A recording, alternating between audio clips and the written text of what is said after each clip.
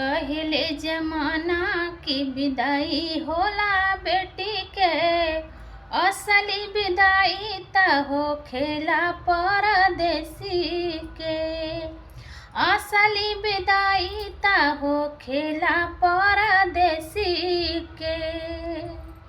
मोड़ लेला परदेसी अपन घर से मुँह मोड़ लेला।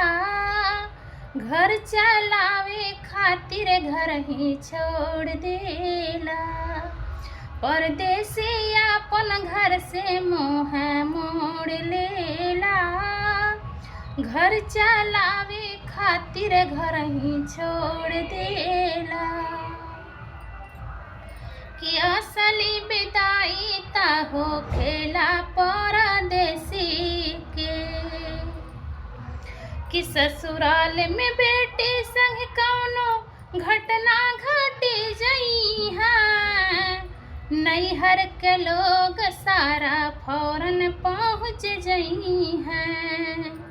नैहर के लोग सारा फौरन पहुँच जई हैं। परदेस में बेटा संग अनहोनी होई जई है। घरवा के लोग बिलखत घर ही रही जई हैं। घरवा के लोग बिलखत घर ही रही जई हैं। के वीडियो कॉल पे देखेला दुआर घर खेती के।